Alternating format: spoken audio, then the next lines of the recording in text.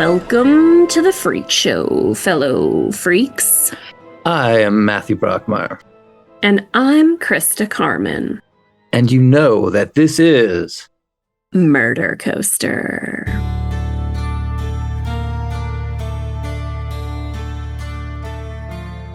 How is a psychopath formed? How does one grow up to be a murderer, a serial killer, a monster? Is it something they are born with? Some kind of genetic malformity? Or is it something they learn to be, or shaped by society to become? In today's episode, we will see the erosion of a person into a monster, not unlike a werewolf transformation, or Dr. Jekyll and Mr. Hyde, as we watch a devoutly religious family man, a patriot, one who dedicated his life to helping others, unravel into a murderer, attacking those he once swore to protect. As his mind spinning in trauma and PTSD, he delved into a pit of drugs and illicit sex. It is the story of Juan David Ortiz, the Border Patrol agent, serial killer. Let's begin. Prologue. Chaos on San Bernardo Avenue.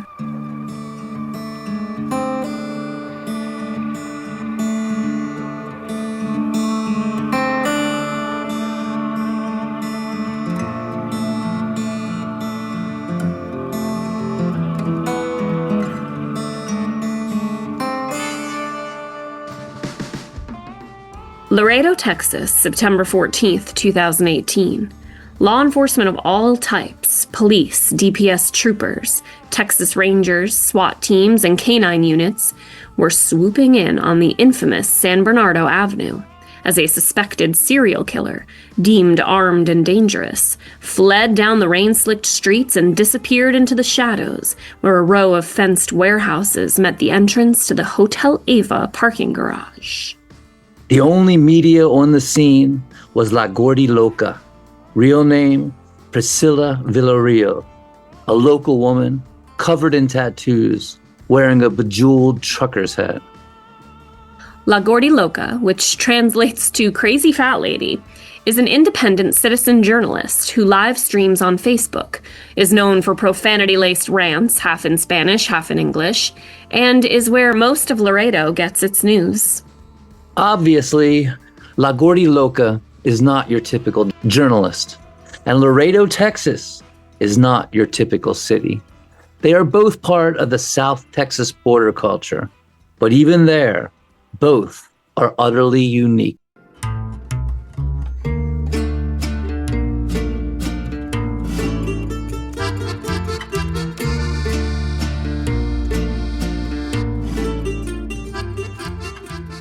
Laredo is the only Texas city that has been ruled by 7 different nations: Spain, France, Mexico, the Republic of Texas, the Republic of Rio Grande, the Confederacy, and the United States. Laredo was founded in 1775 in the name of the Spanish crown. Just 15 years later, in 1790, it was overrun by Apaches, who captured the military garrison and blew it up.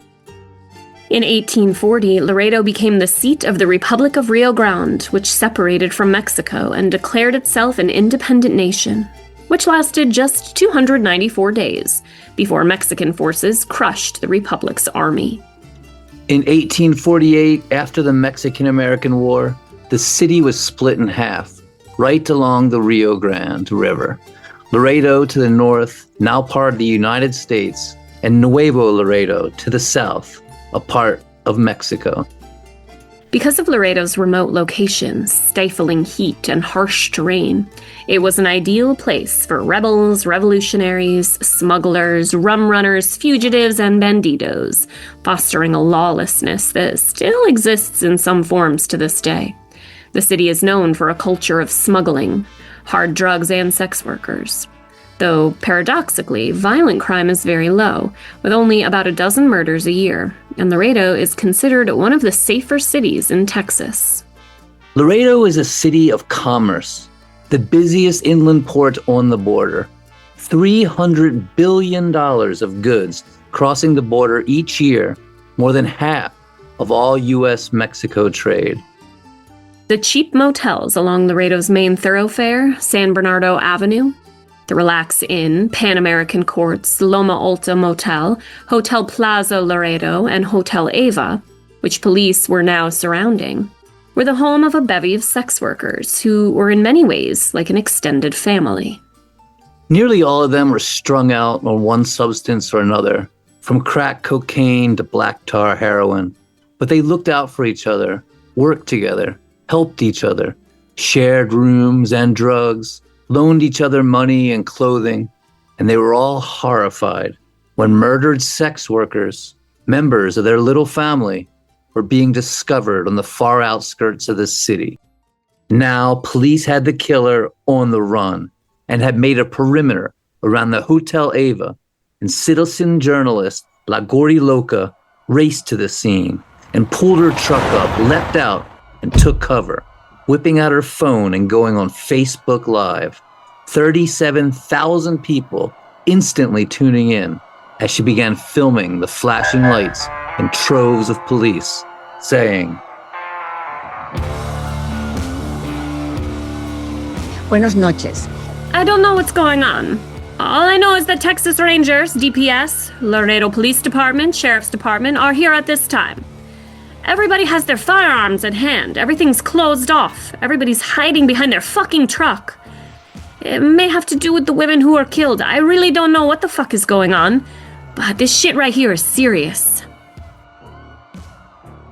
At the same exact moment, police were being notified by radio that the suspect they were chasing was a Border Patrol agent, an Iraq War veteran.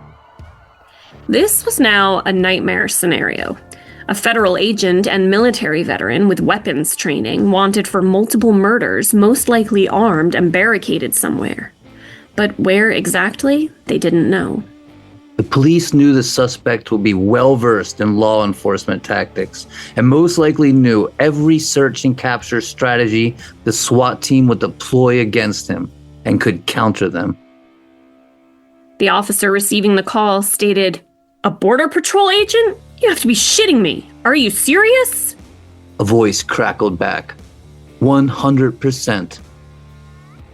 As police and SWAT teams searched through the warehouses and alleys, the suspect, Juan David Ortiz, lay in the bed of a random GMC Sierra he'd leapt into on the 4th floor of the Hotel Ava's parking garage, listening to the police search below, knowing it was only a matter of time before they found him. He cursed himself for having left his gun behind in his pickup truck when he'd bolted. How had he gotten himself into this position, completely weaponless? He'd long contemplated suicide and desperately wished he could just end it all right now with a bullet to the brain, just like his father had done. But there was still one option: suicide by cop. He pulled his iPhone from his jeans pocket. When police showed up, he could pop up out of the truck bed and point the phone at them, holding it as he'd been trained to hold his .40 caliber H&K pistol on the firing range, left hand cupping the right, arms extended. When they saw that in the dark garage, surely they'd take him out. He turned on his phone, went to Facebook, and made a post.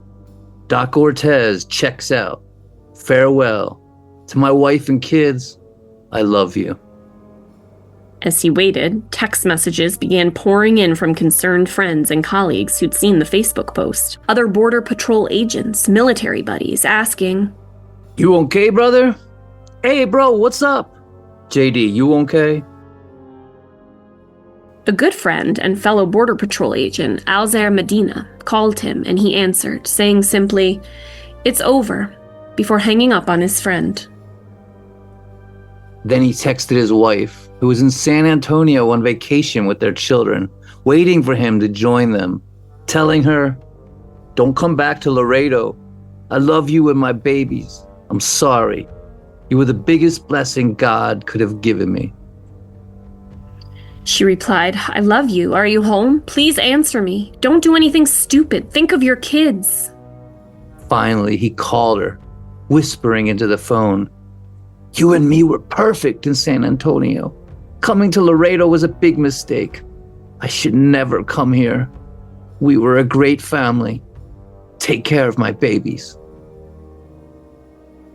Then he hung up on her before she could reply. As he lay there in the bed of the truck, his heart pounding, he wondered how his life had unraveled to this point, how he'd come to be here, how he'd become a monster and serial killer, and his life flashed before his eyes. Chapter 1. Little David.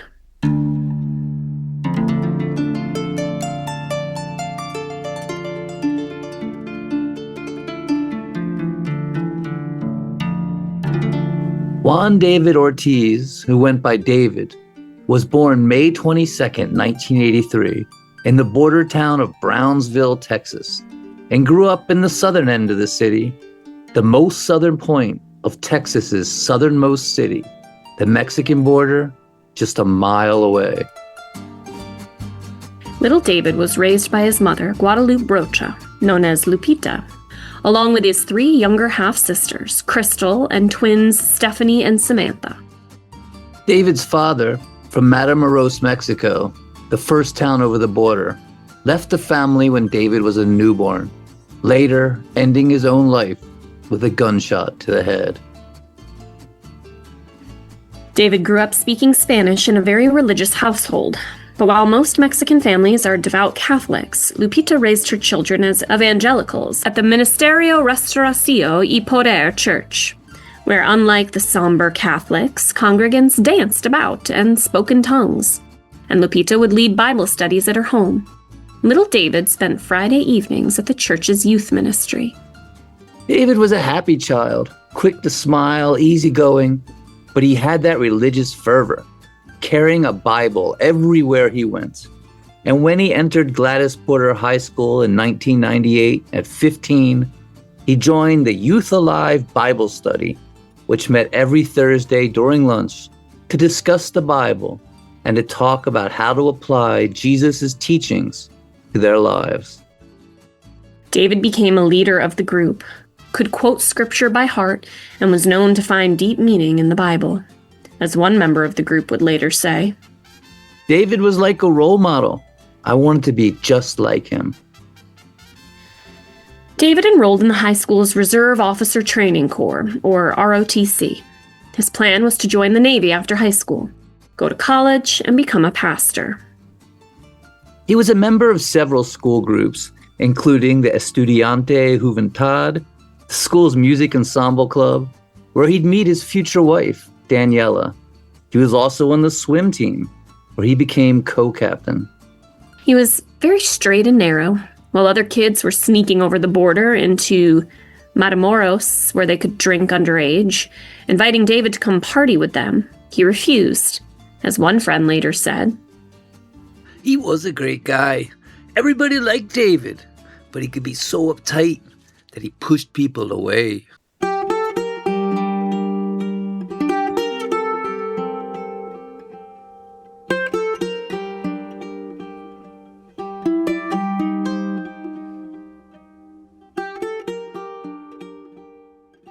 But though he put on a good face and appeared happy, his home life was very troubled and turbulent. His mother, Lupita, went through a string of boyfriends and lovers, some who'd physically abuse her. And David said there were times when he would have to call the police. He'd later say that he saw the military as a means out of the situation.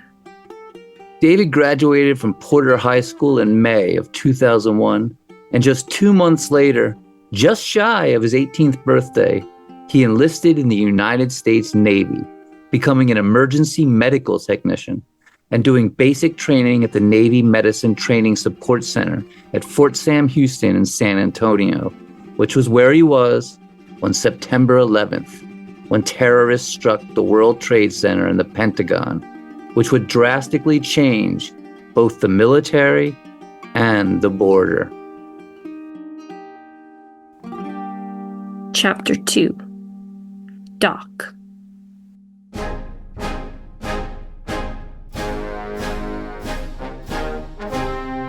In April 2002, David was assigned to be a Navy Medical Corpsman to the Marine Division's 3rd Battalion, 11th Marine Regiment at the Marine Corps Air Ground Combat Center in 29 Palms, California, in the Mojave Desert.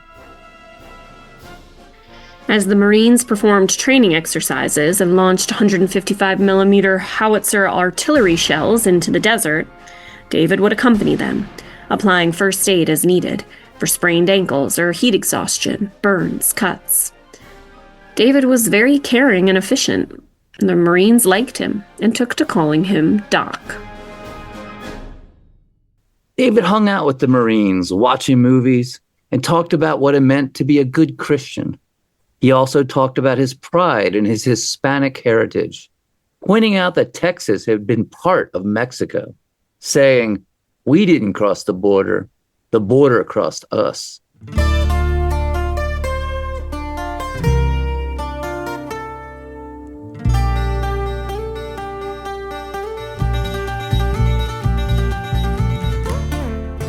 David became friends with a Marine named Eric Aguilar, who'd been born in Mexico and came to the United States with his mother when he was 11, becoming a star cross-country runner before joining the Marines. Eric would say about his friend David, "He was a corpsman. If something ever happens to you, you want that guy by your side. Very God-driven, very patriotic." In August of 2002, the Marines at 29 Palms began training in a series of exercises, codenamed Desert Scimitar, learning to live, sleep, and survive in the harsh terrain, preparing for a U.S. invasion of Iraq, where it was being claimed Saddam Hussein was creating weapons of mass destruction. Which he wasn't, but whatever, that's a different story. Marines, accompanied by their Navy corpsmen, were being prepared to sustain 24-hour combat operations, cover long distances as quickly as possible, and were trained in seizing key oil fields, isolating large cities, traversing impassable terrain, and conducting major river crossings, while corpsmen trained how to treat the injured in the desert, how to set up field hospitals, and how to survive chemical weapons attacks. In mid-January 2003, the 11th Marine Regiment, which had been activated in World War I and deployed in World War II, Korea, Vietnam, and the Persian Gulf, was heading back to the battlefield. And medical corpsman Juan David Ortiz was right there with them. Chapter 3. Iraq.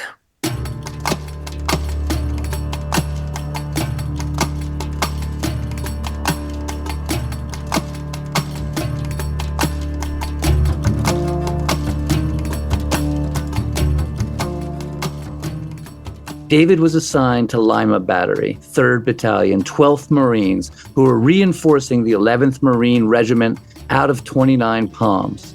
And he was the most senior of 3 corpsmen attached to the unit of 134 Marines, riding in an armored Humvee in a convoy of 6 7-ton trucks, each carrying a 155mm howitzer, headed across the desert to Baghdad. Early on the trip, just outside of Basra in the sandstorm, a truck refused to stop and was fired on. David ran to it, an Iraqi driver staggering out and collapsing. David tried to administer first aid, but the man died. When the Marines searched his truck, they found no bombs, no weapons, only sacks of rice. On April 11th, the regiment rumbled into Baghdad, where their job was to keep the city of 5.6 million people, twice the size of Chicago, with no government or law enforcement, from complete collapse. They established an operations center at the Palestine Hotel. Units conducted patrols, detaining looters and searching for weapons caches, while supervising fuel transfer to water treatment plants and protecting power utilities and hospitals, all while armed criminal gangs roamed the streets, robbing banks and hijacking vehicles. Marine checkpoints were routinely razed with gunfire and rocket-propelled grenades. One of the tasks of David's unit was to secure the Al-Rashid Military Hospital, where, because the morgue had shut down during the invasion, 144 bodies had been buried in the hospital's lawn. So they had to dig up the bodies of all the men, women, and children and lay them out in rows for identification from family members. Some had been rotting in the ground for over a month. The smell was horrifying. They'd spend the nights shooting stray dogs that were sneaking up to eat the corpses. While the Shiite population, who'd been brutally oppressed by Saddam Hussein, had cheered the Marines' arrival, the Sunnis often shot at them and kidnapped or killed anyone seen cooperating with them, including a young Iraqi woman who was working as the Marines' interpreter. David mostly gave medical attention to Iraqis, including a man who'd had both legs blown off in a landmine, and another who'd been in an explosion where his entire body was covered in burns, from the top of his head to the bottom of his feet. As one Marine said, there was a lot of death going on. They can train you all day to shoot a gun, but they can't train you for what you're going to see. In late April 2003, as Baghdad slowly stabilized, the 11th Marines moved out to Al-Dawania, 100 miles south, and set up camp in an abandoned Iraqi military base, where something there made the Marines incredibly sick, many becoming violently ill, burning with fever and hallucinations, racked with severe diarrhea and vomiting. David did his best to aid them, giving IVs for dehydration, a mysterious illness christening the outpost Camp Diarrhea. That's lovely. Overwhelmed, David turned to alcohol to cope. He became morose, his moods darkened. The easygoing smile he'd been known for disappeared. In June, his tour was over, and David returned to Kuwait and boarded a transport ship, the USS Dubuque, back to the States, a 2-month voyage. Chapter 4. Home Again, Home Again.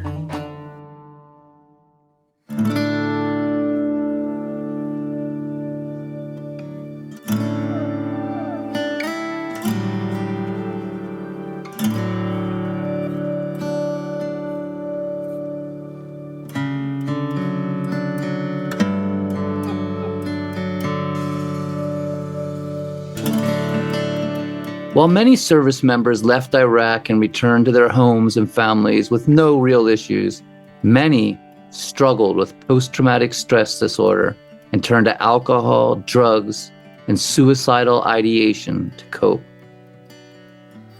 By 2009, 12% of the nearly 2 million Army, Navy, and Marine Corps service members who'd served in Iraq or Afghanistan were diagnosed with depression, and that number doubled for those who'd served more than 2 tours. One Marine in David's unit stated, "You just get chewed up and spit out."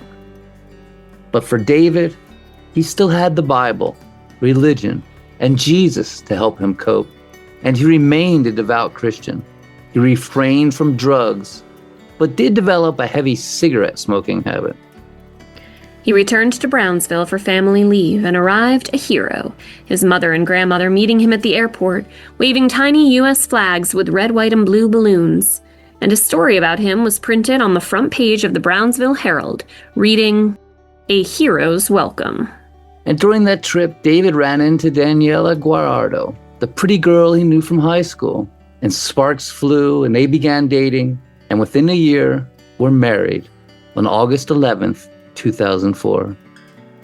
After a short deployment in Japan, David left the unit, literally tearful to go.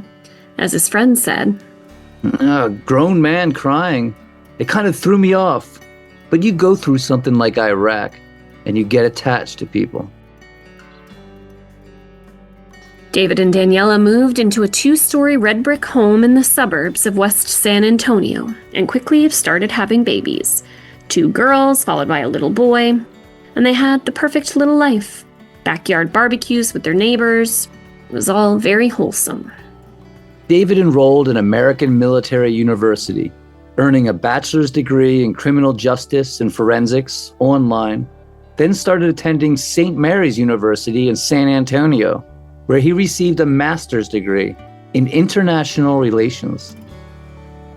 But while everything seemed picture perfect, there was rot beginning to fester below the surface.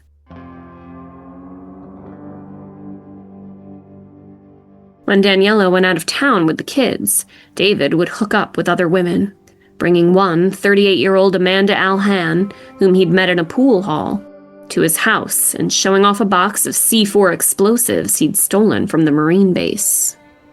In May 2009, shortly before his 26th birthday, David was officially honorably discharged from the Navy. During his time in the military, he'd been awarded a dozen accolades and honors, including a Navy and Marine Corps Achievement Medal, a Combat Action Ribbon, a Presidential Unit Citation, a Global War on Terrorism Expeditionary Medal, a Sharpshooter Marksmanship Ribbon, and a Pistol Marksmanship Ribbon. He'd also gotten a number of tattoos, an American flag on his shoulder, as well as the U.S. Navy insignia, and colorful birds across his chest. He was also fully ripped and kept up his physique working out in the gym. He was 6'2" and 220 pounds of muscle. Being decorated and having a glowing military resume, David was offered a position with the San Antonio Police Department and was slated to enter the police academy. But then he changed his mind and decided on the better paying job of a U.S. Border Patrol agent. This is something he'd considered for years. As the son of Mexican immigrants, he thought he could be an ally to the migrants arriving in the United States, use his master's degree in international relations to give guidance in seeking legal asylum, and use his medical training to help those in need along the border.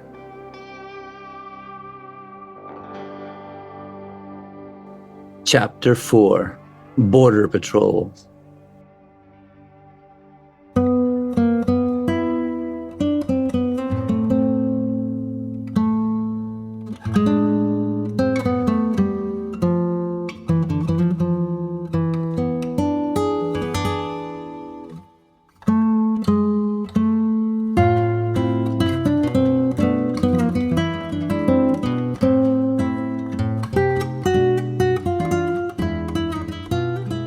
David attended the Border Patrol Academy in New Mexico, where he was trained to use an agency-issued .40 caliber Heckler & Koch P2000 semi-automatic pistol.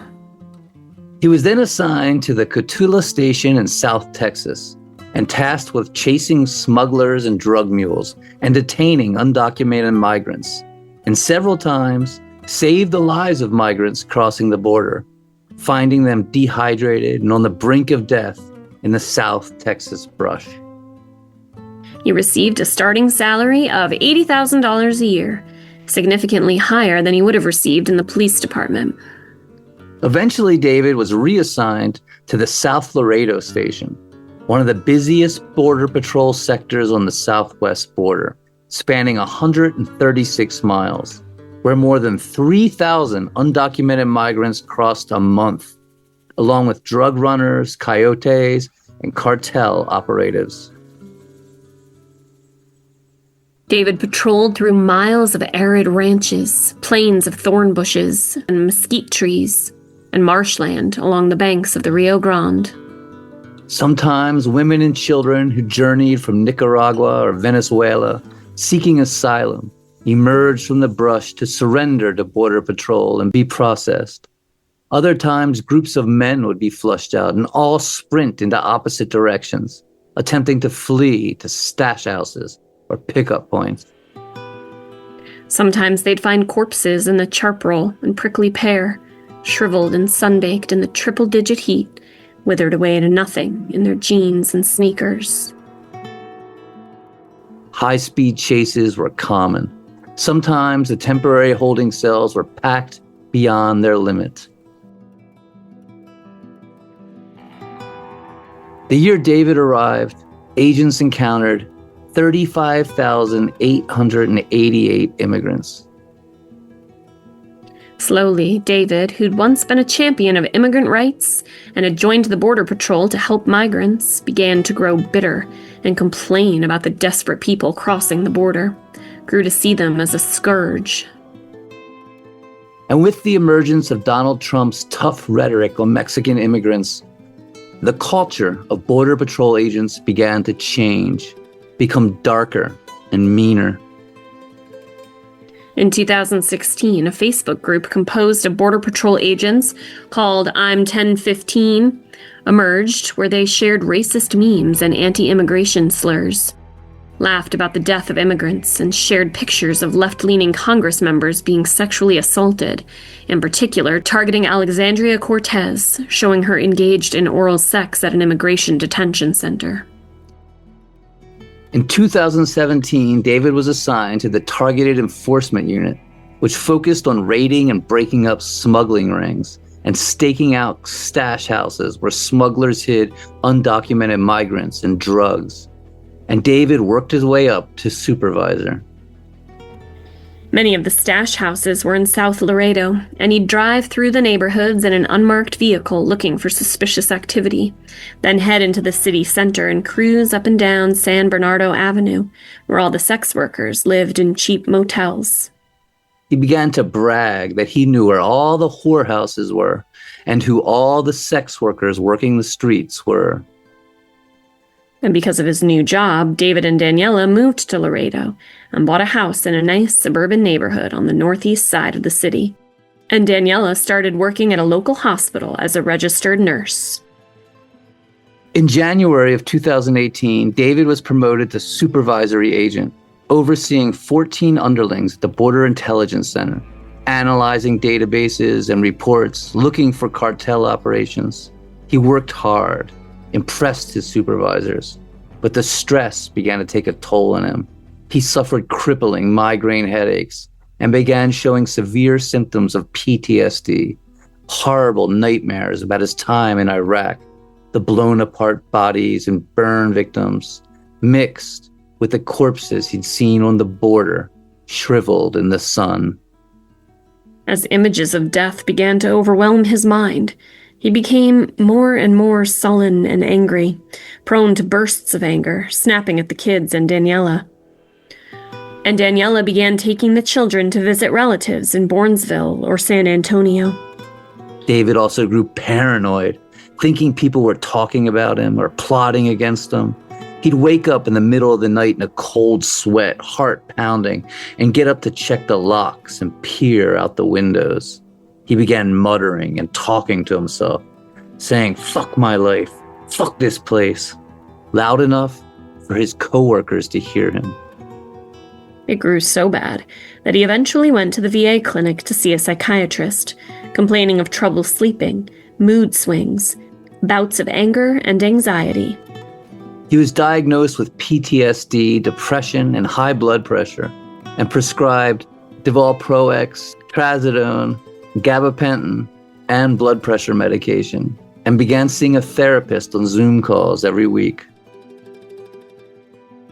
At one point, he admitted he was having suicidal thoughts, but warned that he could be fired from the Border Patrol for saying such things, and was advised to keep it to himself. At first, the medication worked. His mood swings stopped. He became more jovial. The paranoia went away. But he also began to act erratically, strangely, becoming more and more obsessed with the sex workers and brothels. It would drive around at night, drinking beers and picking up women. He especially enjoyed going through Mami Chulas, a drive-through liquor store that employed scantily clad women who'd actually climb into your car and give you lap dances. That's some wild shit there, man. Drive-through lap dance and liquor store. He'd tell friends he'd lost his faith in God, was wrestling with demons, and he began stalking women on Facebook, scrolling through images, asking other agents what they thought, saying sí or no. One day, for no reason at all, he stood up at work, looked at the agents he supervised, and snarled, "Remember, snitches get stitches, and bitches end up in ditches." His drinking got so bad that he started having blackouts, waking up in his truck in a strange parking lot or the driveway of his home. He was prescribed more and more medication, Paxil as soon as he woke up, followed by 4 more psychotropic pills, devoutly, paroxetine, Cipralex, Zoloft, then Xanax and trazodone at night, what psychologists call polypharmacy, the use of multiple psychoactive drugs for the management of behavioral symptoms. And David would wash this cocktail of psych meds down with copious amounts of beer, slamming a six-pack of Michelob Tallboys in one sitting. By 2018, he was up to 18 beers a day, his friends warning him he was going to get a DUI, and David telling them, "No, it's okay. I can handle it." And he grew confrontational. One night at a party, he challenged the host to a wrestling match and had to be pulled outside as he muttered, "I can take him. I can take him."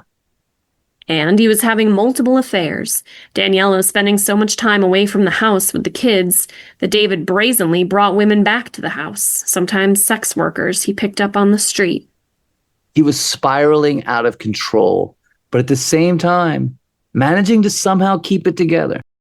On August 27th, 2018, he was given an interview for a promotion and T5 security clearance, giving him access to the sector's most sensitive information.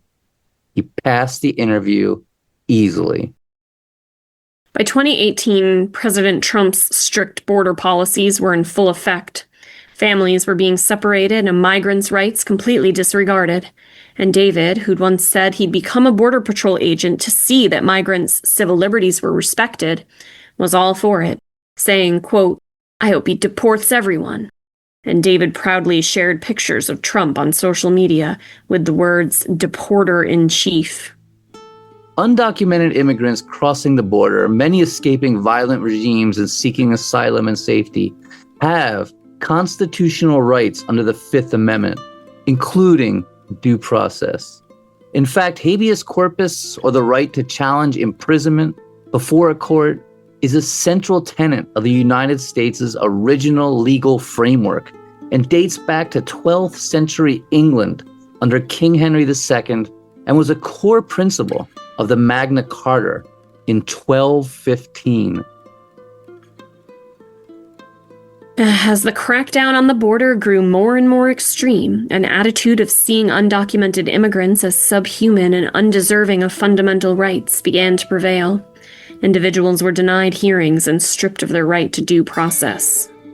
On May 23, 2018, Claudia Patricia Gomez Gonzalez, a 27-year-old Guatemalan woman seeking asylum, crossed the border into Laredo with other migrants and was confronted by a Border Patrol agent who, when they began to flee, drew his weapon and shot Patricia in the head, killing her.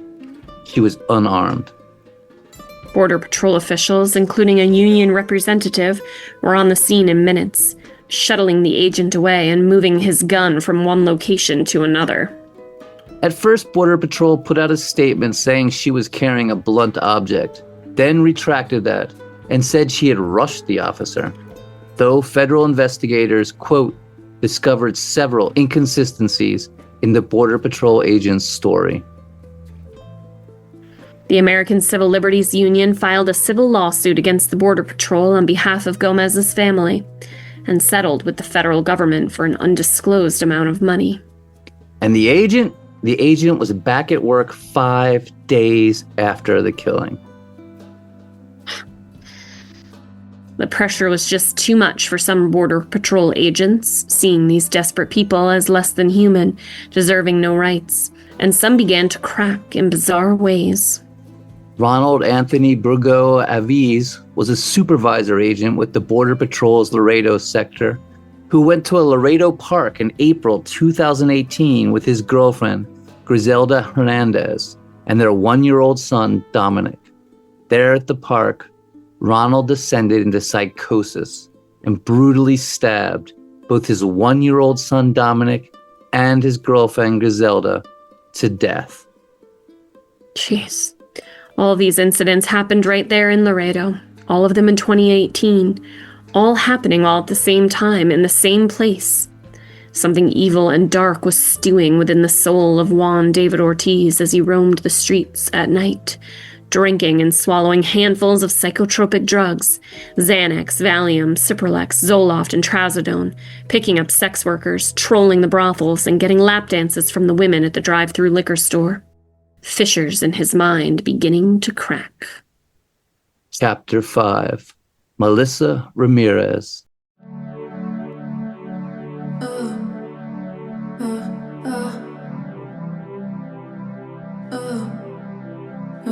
Take it slow, we are talking loud. If you listen close, you can kiss the sky away with your cell phones. Friday night and I dyed your hair and I fucked it up, but you didn't care, or did you?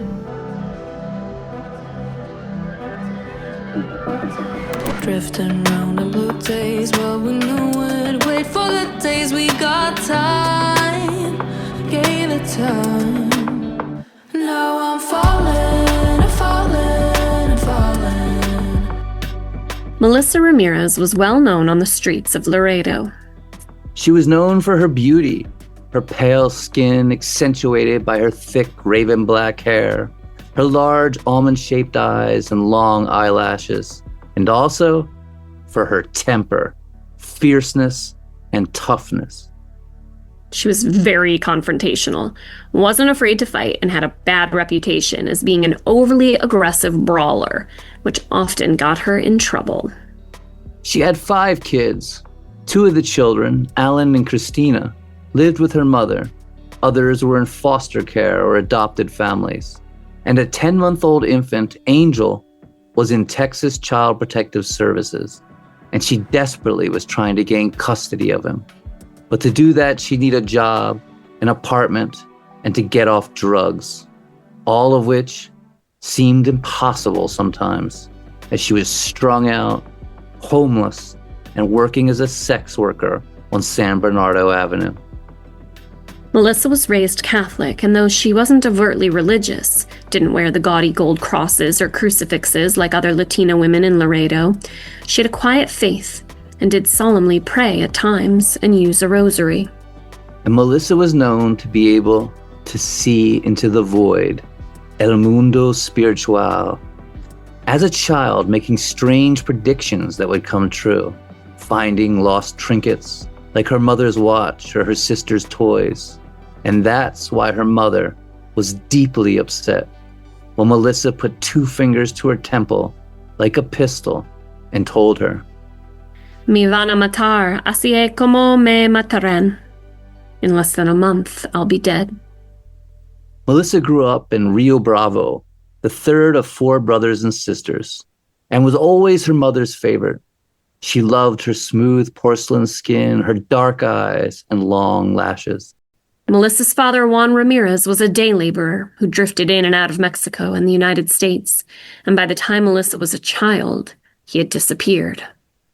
As a child, Melissa was known for violent tantrums and drama, a trait she'd never really lose.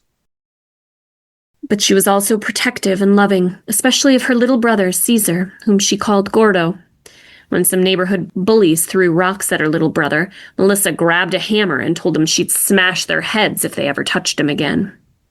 They never did. And she was kind and generous, buying neighbors ice cream from the truck when they had no money, also a trait she'd never lose.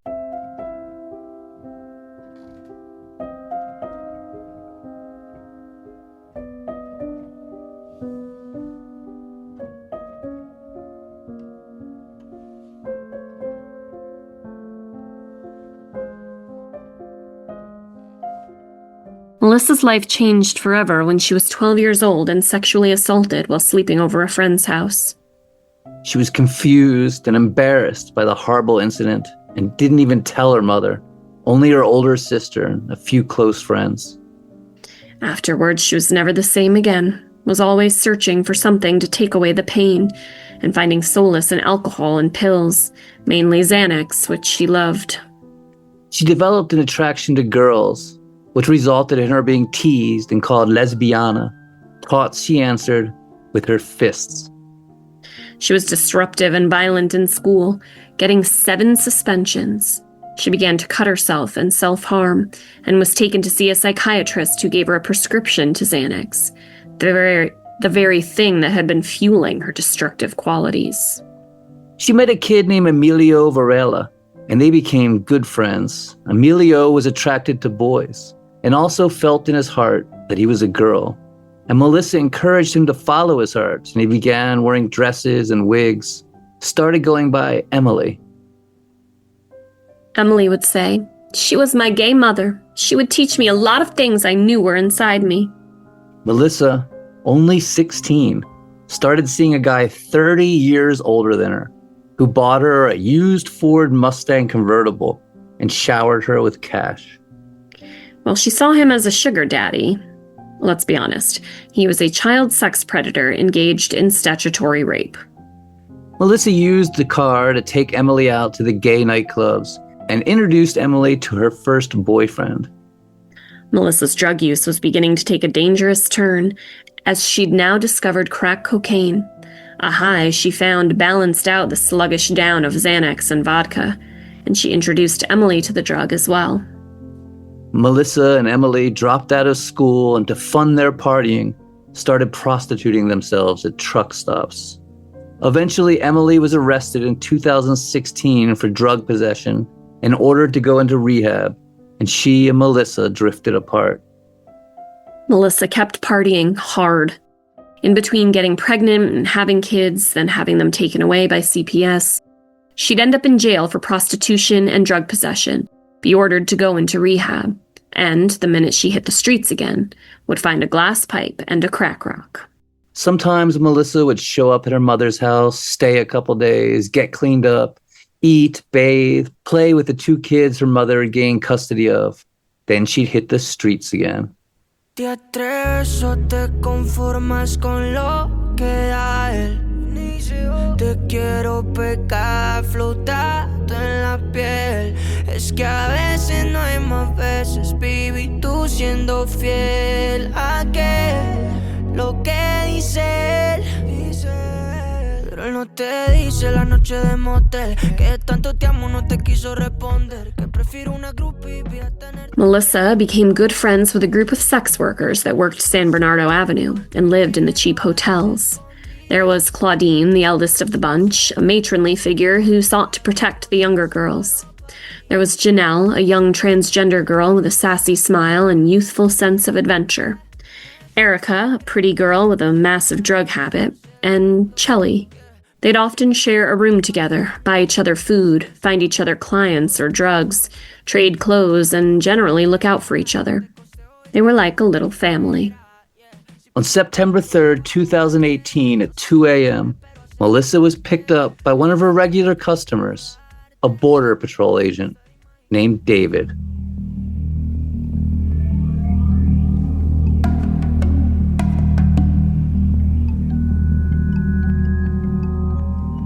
She told him she was hurting and really needed to score, so he took her to a trap house, so called because once you start going to them, you're quickly trapped. She ran in and scored some crack, then came back out, clutching a bag of yellow M&Ms. Melissa jumped into the truck and immediately passed out, her head hitting the dash. Now, I don't know for certain, but I'm betting she'd accidentally smoked crack laced with fentanyl. David tried to wake her up and couldn't. He didn't know what to do. He considered dropping her off at the emergency room, but didn't want to risk being caught on camera and losing his job. So he decided to just dump her off in the desert. He'd come to not see these girls as human anymore. He didn't see her as someone with a mother who loved her dearly, or as a mom herself trying to get her life together and gain custody of her children. He just saw her as a piece of meat. He drove north on Interstate 35 through the thorny brush and cacti of the South Texas plains, then onto Highway 83, farther and farther out, eventually going west on State Highway 255 into rural Webb County, when suddenly Melissa sprang to life. Her normal, feisty self, she looked around and shouted, "Donde chingao ando?" "Webb County," David told her. "Párate a la verga." Melissa was pissed. Why the hell had he driven her way out in the middle of nowhere? She demanded he stop, turn around, and let her out to pee. David stopped, and she stumbled out, pulled her pants down and began to pee, lost her balance and fell over, then struggled back to her feet, still holding the bag of M&Ms. Seeing this, a darkness crept up in David, a haze of hatred, fear, and self-righteous disgust that clouded his mind and filled him with the desire to kill. He pulled his agency-issued .40 caliber H&K P2000 semi-automatic, walked up behind her, aimed the barrel at the back of her head, and quickly squeezed the trigger 3 times. The slugs tearing through Melissa's jaw, neck, and right wrist, and she keeled over face forward into the thorny brush, dead. David then got back in his truck and drove off.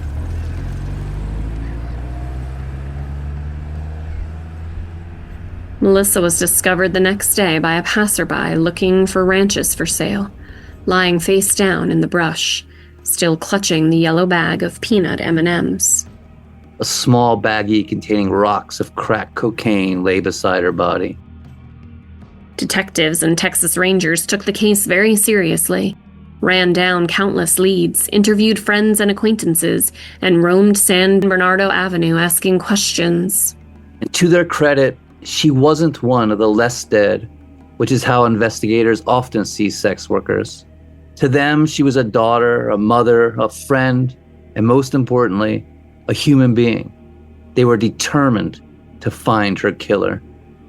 But because of Melissa's wild ways and the culture of silence on the streets, it was a hard case to solve. Chapter 6, Claudine.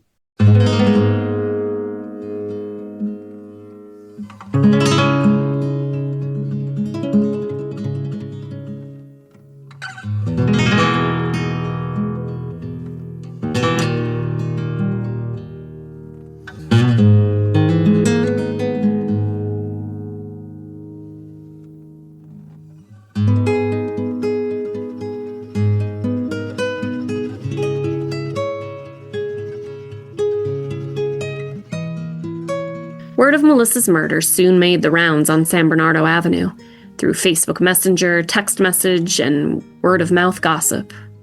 Claudine took it very hard. She'd always tried to look out for Melissa.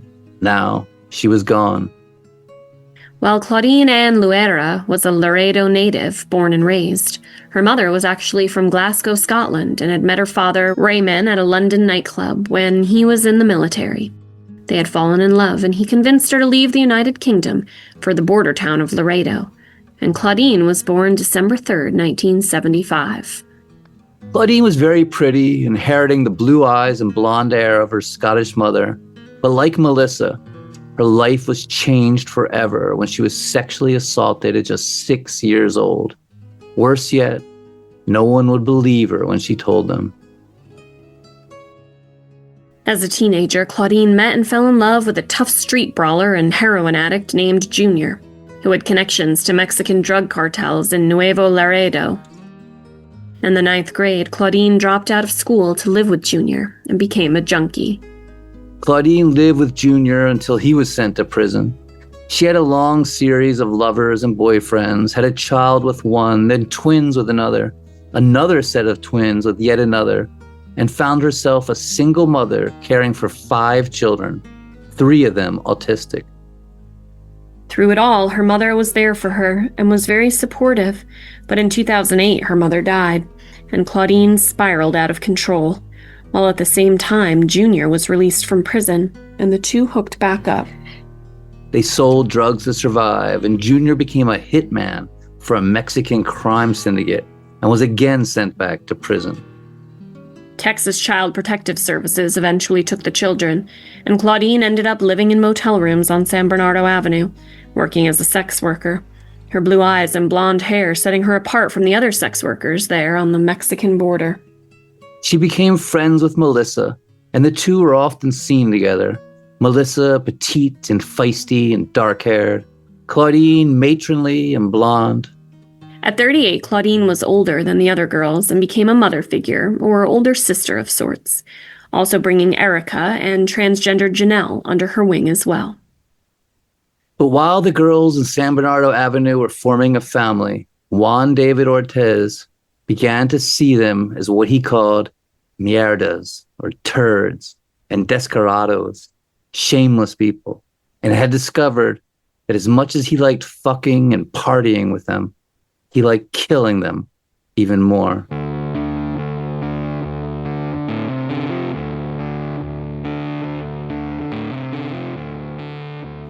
And on Wednesday, September 12th, he climbed into his white Dodge Ram and motored down San Bernardo Avenue, looking for another to murder. Claudine climbed into David's truck. She knew him and considered him safe, and in a bizarre twist, asked him if he knew about the murder of Melissa. He told her, yeah, he'd heard about it. She asked him if he knew where it happened, and if he could take her there. Out of morbid fascination, she wanted to see the place where her friend had died. Smiling, David agreed and got on the highway north. But as they grew closer, the silence in the truck growing awkward and uncomfortable, suddenly something clicked with Claudine. She turned to him and said, "You did it, didn't you?" He said nothing, just kept driving, and she grew hysterical. "Fucker, you're the killer, aren't you? You did it!" "Shut the fuck up," David said, jerking the truck to the side of the highway. "Get the hell out of my truck." Claudine grabbed her things and got out, storming off, and David following her with his handgun. He walked up behind her and shot her twice in the back of the head. He then drove home, took a shower, and climbed into bed with his wife, marveling over how calm and peaceful he felt. A trucker discovered Claudine in the morning. Incredibly, she was still alive, telling him, "I'm thirsty, leave me alone." When an ambulance arrived, she fought with the paramedics, trying to load her up, brain matter leaking from her head. But by the time they got to the hospital, she was dead. Chapter 7. Erica Pena.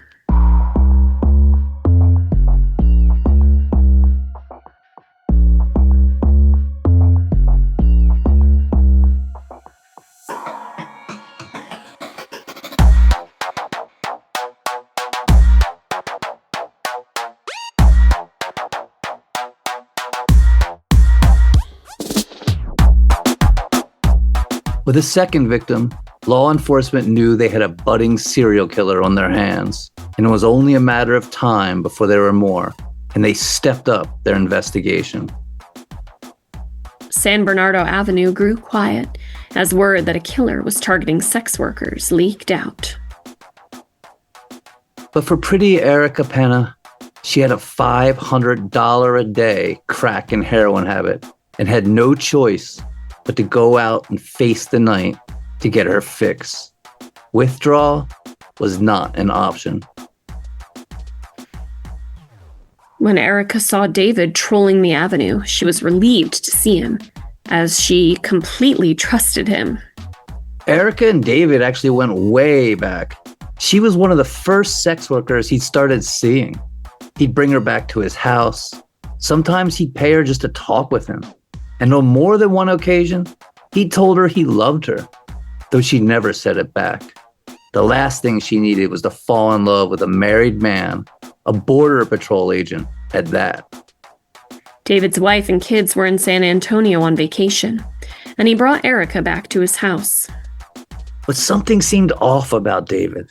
He was jittery, nervous, and as Erica sat at his kitchen table, heating her dope up in a spoon and then drawing it up into a syringe, he began talking about Melissa, saying he'd been with her the night of her murder, that she'd given him oral sex, and he hoped they didn't find his DNA on her. Erica told him if you didn't have anything to do with it, you shouldn't be scared, and tried to remain cool. But she began to tremble, suddenly wondering if he could be the killer as she searched for a vein. Then, as the fear and black tar heroin rose up in her, she became sick, ran outside and vomited on the sidewalk. Told David she needed to eat something and asked him to drive her back to town. And he did, pulling into a Circle K gas station, but veering around to the back to an empty parking lot for truckers, then pulling his gun out on her. Please don't shoot me, Erica pleaded. Please, please. And then her street instincts kicked in. She lunged at him and at the same time kicked open the passenger door. David grabbed hold of her blouse and she squirmed, twisted, and pulled free, tumbling from the truck and running out into the night with just her bra on, screaming, "Help me, help me!" Racing to the well-lit front of the store, she spotted a Texas Department of Safety trooper and ran to him, saying she knew who was killing the women of San Bernardo Avenue.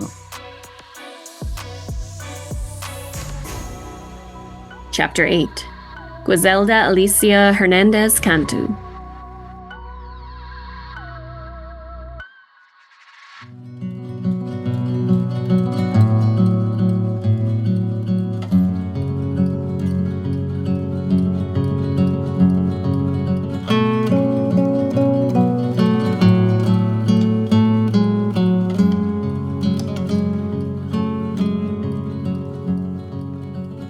David drove back to his house. The jig was up. He knew it was only a matter of time now. He spread his weaponry across the kitchen island, a Beretta P4 Storm 9mm pistol, his agency-issued H&K handgun, and a Bushmaster AR-15 semi-automatic rifle, and over 100 rounds of ammunition. He loaded each of them, made sure there were bullets in the chambers and the safeties were off. He had a 12-gauge shotgun, but he couldn't remember where he put it, in his haze of pills and alcohol. He got into his truck and drove out into the night, headed to San Bernardo looking for more sex workers to kill. He was going to go out with a bang. It had only been 11 days since the first murder of Melissa Ramirez. Meanwhile, Erica Pena was at the police station, telling them about the guy named David who tried to kill her. Weirdly, she claimed he was an oil rig worker, not a Border Patrol agent, though she knew what he did for a living. She gave them his address, and they went to his house to find no one home. But they had their suspect, his driver's license as well as the make and model of his truck and the license plate. Now, they just had to find him. Meanwhile, David was pulling up to sex worker Griselda Alicia Hernandez Cantu, who went by Chelly. Chelly had been on the streets for over 20 years. She had an incredibly tough life. Her mother was murdered when she was just 2 years old, and her father was in a Mexican prison. So she and her brother Jose were raised by her grandmother. Brother and sister were incredibly close. It was Chelly and Jose against the world. But then, when he was just 15, Jose and two friends beat a man to death after he abused his friend's mother, and Jose was sentenced to 40 years in prison. Chelly, like Melissa and Claudine, was raped as a child, and by middle school was shooting up heroin, and at 15 gave birth to her first daughter, and had 2 more children while still in her teens, all of the children being taken by Child Protective Services. Chelly ended up on San Bernardo Avenue working as a prostitute to support her ever-growing heroin addiction. In and out of jail and rehabs, and after decades of intravenous drug use, her veins collapsed. She began shooting dope under her skin or into muscle, causing horrible infections, and her legs from her ankles to her upper thighs were covered in blisters as bacterial infections consumed her. There were abscesses and gaping wounds that opened to reveal bone, and her legs stunk of rotting meat. Before she went to work the streets, she'd have to wrap her legs in blue plastic and tape to keep the smell from revolting customers. After decades behind bars, her brother was eventually released from prison. They reunited, and he made it his goal to save his sister, get her off the streets, as soon as he himself got off of house arrest. Fortunately, that time would never come, because just before midnight on the rainy night of September 14th, 2018, she climbed into the Dodge Ram pickup truck of Juan David Ortiz. Chelly was one of the few sex workers David didn't know, and when she got into his truck, he was immediately struck by the rotten scent of her legs and had to lower the windows. Rain crashed down as David drove out on Interstate 35, which was now his execution and dumping grounds. But to his surprise, there were police cars patrolling the usually desolate highway, and he realized they were searching for him. That knowledge left him feeling defeated, drained, and depressed. He decided to just let Chelly go and instead take his own life. He pulled over, telling Chelly to get out, pointed the way back to Laredo, telling her that he was the killer, but that he was going to take care of himself, and that she was free to go. But she refused to leave, saying, God loves you. God forgives you. it wasn't what the once devout evangelical who carried a Bible wanted to hear. And he told her, "Chick, just go away, okay?" But instead of walking away, she came toward him, telling him God forgives all. So he shot her in the neck. While she collapsed on the ground, he shot her again in the neck, and then began to kick her in the head, fracturing her skull, causing her brain to bleed. And it would be this, the severe head trauma, not the bullets that pierced her neck, that killed her. Then Juan David Ortiz got back into his truck and raced back to Laredo, hoping to find one more sex worker to kill before it all came crashing down. Chapter 9. Janelle.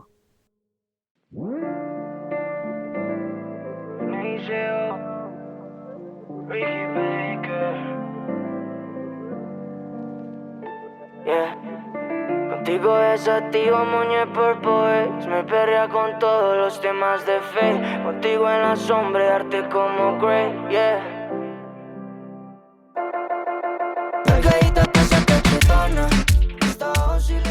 Janelle was the sassy transgender girl on San Bernardo Avenue, who saw life as one big great adventure.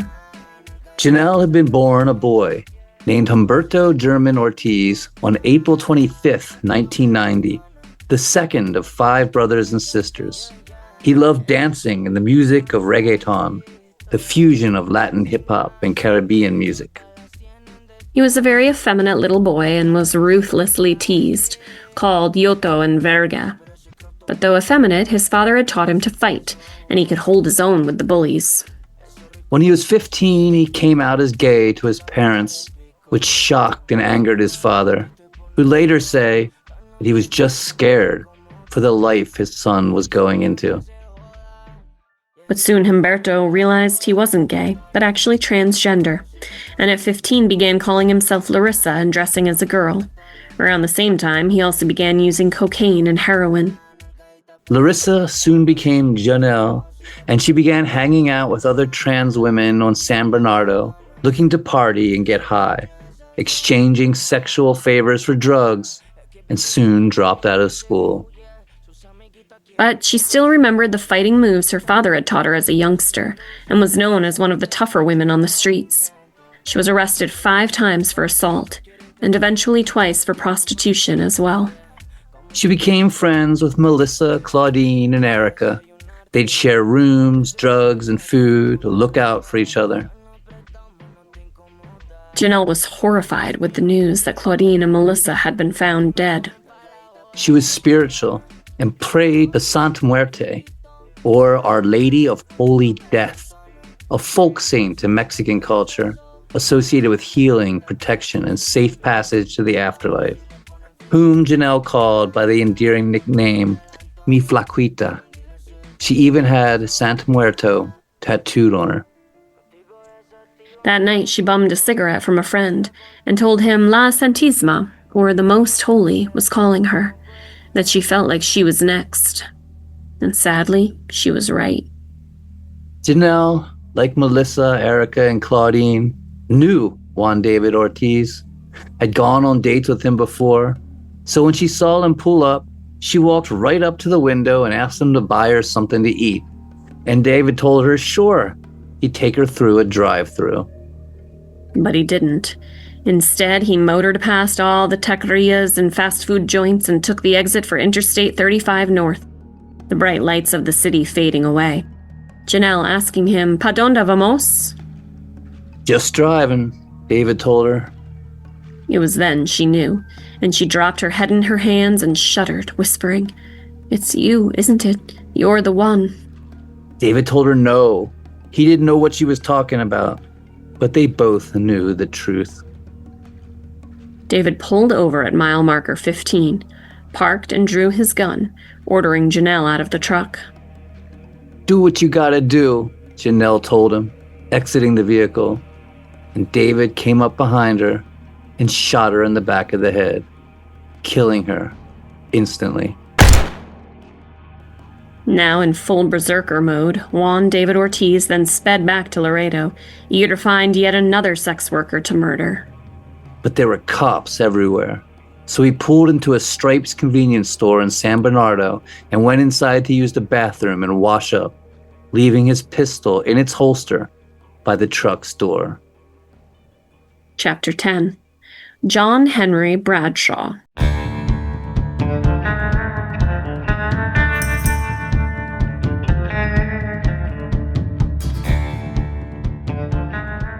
Texas DPS trooper John Henry Bradshaw had received the bolo, or be on the lookout, for David's white Dodge Ram, and knowing the killer targeted sex workers, was seeking out the areas where they lurked, creeping south along San Bernardo Avenue, peering into motel parking lots and fast food drive-thrus, when he approached Jefferson Street and saw a white truck in the far left parking spot of a Stripes convenience store. A dark-haired man getting out and going inside. He pulled in, thinking it was probably nothing. There were a lot of white Dodge pickups in Laredo, but when he saw the license plate, he knew he'd found the suspect. So he pulled up to the gas pumps, acting as if he were just filling his tank, and radioed in, "I have the suspect."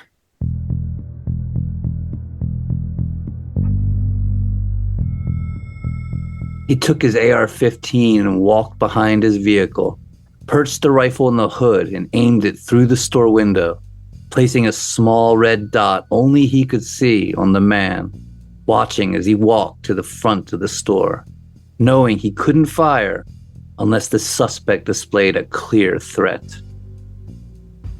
Another trooper, Abiel Obregon, then pulled in behind him, and as he got out of his vehicle, he heard Trooper Bradshaw yell, "Hands up!" David had just left the store, and he stood there with a puzzled look on his face, raising his hands. "Turn around," Bradshaw bellowed. David asked, "What's going on? You're freaking me out." "We want to do an interview with you. We just need you to cooperate with us, all right?" David said, "You guys are really scaring the shit out of me." Then he turned his head, as if looking at something, and bolted to the left, down Jefferson Street. Both troopers tore after him. Sprinting after him, knowing he couldn't shoot a suspect in the back, Bradshaw fired his taser, but the prongs fell to the ground as David made a quick left and disappeared into the darkness. The troopers had been trained to never blindly follow around a sharp turn, as it was the easiest way to get ambushed, so they stopped and carefully peered around the corner, covering each other as they moved forward. Street was empty. Ahead was the parking garage for the Ava Hotel. To their right and left were abandoned warehouse buildings. Thinking the suspect couldn't possibly have been fast enough to make it to the parking garage, they assumed he was in one of the warehouses, hiding. A desperate fugitive barricaded in a building was one of the most dangerous scenarios possible. They went to call him back up, but realized they left their radios back in their vehicles. So they waved down a passing car and told them to call 911 and tell Laredo police that Texas DPS is in pursuit of a murder suspect and needed to be backed up.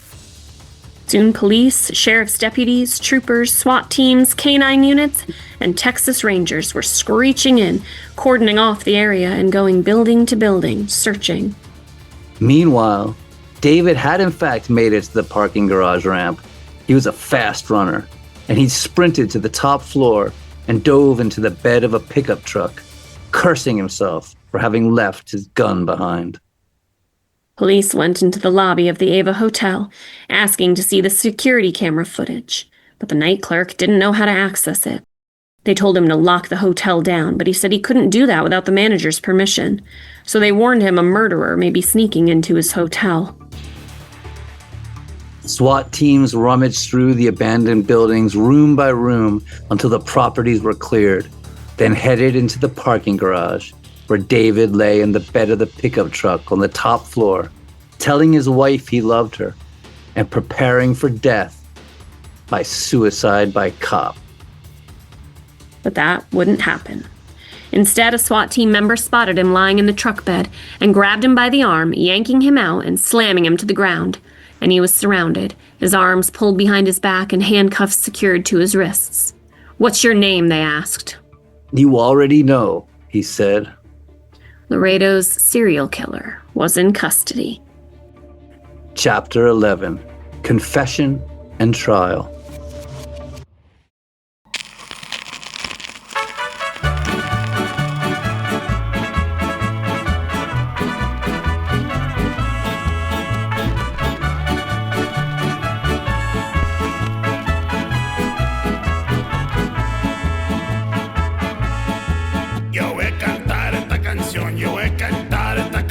Para mi gente, con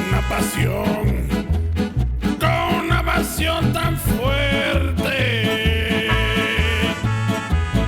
Ay, ay, ay, ay, ahora sigo cantando y sigo gozando, yo sigo cantando y sigo gozando.